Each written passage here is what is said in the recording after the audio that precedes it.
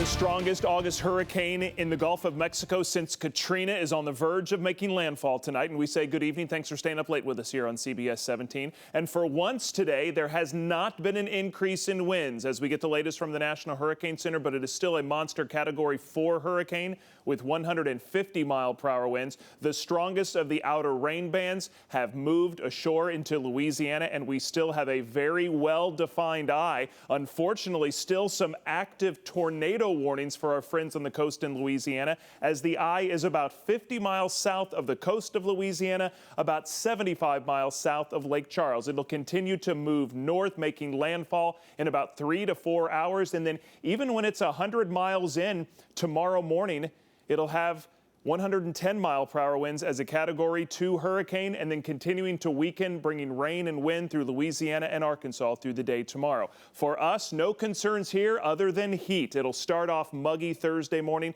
and by lunchtime we'll be near 90. We have a few more days of hot weather before a cold front comes. I'll update you on that front and the rain from Laura coming here in just a few minutes. Now, breaking news from CBS 17 News. Right now, Raleigh police investigating reports of a shooting near Carver Park. The call came in around 9:30 from the 1600 block of New Bern Avenue. CBS 17's Maggie Newland is live tonight. Maggie, what can you tell us? Marius, police have been here at this scene for nearly 2 hours now. I'm going to let you see exactly what they are looking at. They have crime tape up surrounding the New Bern Mart, and they have been looking at various aspects of this area for the last couple of hours. We took some video a little bit earlier.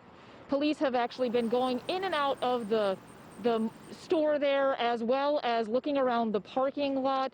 We're told that they were called here just about 9:30 for reports of a shooting. Then minutes later, they learned someone had actually driven a man to Wake Med. That man had gunshots. He is expected to recover. At this point, police have not said what led up to the shooting or if they have any suspects. If you know anything about it, you're asked to call Crime Stoppers. We're live in Raleigh. Maggie Newland, CBS 17 News. Maggie, thank you. Students at NC State told to pack up and go. The university is closing the residence halls amid new cases of COVID-19 among students. 3 new clusters reported just today. We have 2 in the dorms and 1 in Greek Life housing. CBS 17's Mackenzie Stasko is live on campus. And Mackenzie, are students disappointed? Angela, they certainly are very disappointed. Now, one of the new clusters that you just mentioned is here at this dorm behind me, Lee Residence Hall. And cases on campus among students have gotten so out of control. The university today essentially kicking students out of the dorms and giving them the next 11 days to move off campus. 3 weeks after moving into the dorms at NC State, students are stuffing their things in garbage bags, packing up their college dreams, and heading home. It's really disappointing because this has been my dream school for I don't know how long. I'm pretty upset that I got to move out, but I also kind of expected it. I knew it was a matter of time. Their time living on campus cut short because of COVID. With new clusters being reported almost daily, the university decided it's time to close the dorms. Because this has been a very difficult week for NC State. The spread of the virus has been unrelenting. Each day there was like new clusters of like 20, 30 people every day. So we decided it was about time to come back home. Once they leave campus, students are supposed to quarantine for 14 days. Tom Rebeck tells me he knew this day was coming and already set up a place for his son to quarantine. So we've got a quarantine wing sort of in our house. We were kind of prepping for this eventuality. NC State says students will get their prorated refunds about 10 days after moving out. Albeit brief and different from the typical college experience, students here tell me they have no regrets living on campus. I'm definitely happy with the experience so far, for sure. I wouldn't give that away for a second.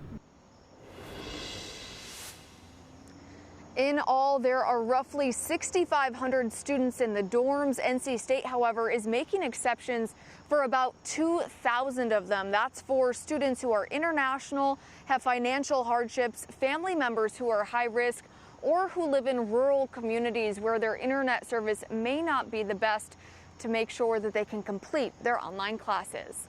Live in Raleigh, Mackenzie Stasko, CBS 17 News. Mackenzie, thank you.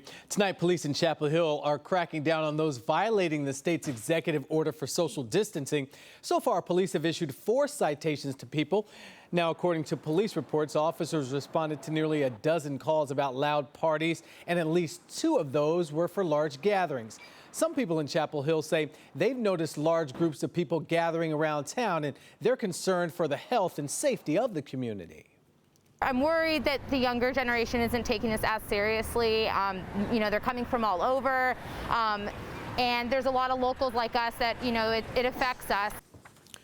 Chapel Hill police notify UNC every time they issue a warning or a citation to a student, and the university is taking disciplinary actions when appropriate. This is the second week of in-person learning for Cardinal Gibbons High School in Raleigh, and now the private school reporting 4 students tested positive for COVID-19. Students are doing a hybrid of online and remote learning. Students also have the option to do 100% virtual learning. The school says the 4 positive cases appear to be isolated and not a cluster. Kind of expected. Kids are going to get it. I mean, people are getting it regardless where you go, and as long as they're finding out quickly, taking the proper precautions, taking their temperature on the way in, things like that, and not letting it turn into clusters, we're fine. The school says the students were last on campus last Wednesday. They won't return to school until they're cleared by a medical professional. Tonight, the community rallying around a local fire department hard hit by COVID-19. As CBS 17 reported, almost half of the Clayton Fire Department tested positive for the virus. 3 firefighters and a spouse are still in the hospital tonight. And new tonight, the wife of one of those firefighters is talking to CBS 17's Amy Cutler. Amy. Yeah, Angela, Kristi Dean tells me that it has been a rough 8 days. That is how long Jason, her husband, has been in the hospital. Still, she stresses her husband is a fighter, and she believes he'll be back here at the fire station soon. It is mentally exhausting. Kristi Dean is trying her best to hold it together, caring for her 2 girls as her husband, Jason, remains at Johnston Health Smithfield on a ventilator after testing positive for COVID-19. He just continued to get worse day by day. He got to the point where it was becoming difficult for him to take regular breaths. CBS 17 first told you about the Clayton Fire Department 2 weeks ago when 8 firefighters came down with the virus. Monday, we learned it had grown to 17. 4 hospitalized along with one of their spouses. Fortunately, 2 of them have since been released. Kristi says Jason's condition is improving, but progress is slow. It has become more difficult for him. We're not able to speak to him directly right now, and that's really hard for us. She's not used to seeing her husband, a dedicated assistant fire chief who leads his team training on ropes and water rescues, in a hospital bed. But she tells me the town has stepped up. The love and support from the community is, it's overwhelming. It helps to offset the mental exhaustion that we're experiencing. Clayton High School graciously offering to collect and store all of these donations to the fire department, and all of this water, these supplies, the food, all of it coming in just today. It's just what we do. If you live in the town of Clayton, we support each other. Yeah, Jason has been with the Clayton Fire Department for 23 years. His wife, Kristi, tonight urging people to take COVID-19 seriously, to wear the mask, social distance, and of course, wash your hands frequently. Live in Clayton, Amy Cutler, CBS 17 News. Amy, thank you. New tonight, Wake County principals worry teachers and staff could lose their jobs if public school enrollment drops due to the pandemic. The Division of Principals and Assistant Principals is asking state lawmakers not to cut funding to school districts if enrollment decreases. Projected enrollment is usually based on how many students attend during the first few weeks of school, and districts receive funding based on the number of students that show up. Heaven forbid we have to take teachers who have began a school year with students, gone through extra training, done all the things they need to do to serve the students of North Carolina. Heaven forbid we have to send them out the door and then in 6 months be looking to fill those positions again. With all students learning remotely, he says the district doesn't have an accurate number of how many students are enrolled yet. But if students do leave the district, he expects many to return after the pandemic. As most students begin the school year virtually, parents wonder how much will their children actually learn. Well, one Wake County student shows us kids can do a lot, even if they're not in a school building. New tonight, CBS 17's Maggie Newland introduces us to a boy making the most of his time at home. This 3D printer has become the pride of Meg Knox-Ingles' technology class at Middle Creek Elementary School, even though students hardly got to use it before school closed in the spring. Miss Knox-Ingle just got the 3D printer and we were experimenting with it. We're going to start printing out things when all of this COVID happened. The teacher offered a challenge to her students at home, one Tyler Ristomecki took seriously. Miss Knox-Ingle was inspiring us kids to design stuff and print it on the 3D printer. And I was thinking of what to make. He had asked me, what kind of thing can I design? Tyler's mom, a nurse at Rex Hospital, had just finished a long shift. I said, save my ears hurt.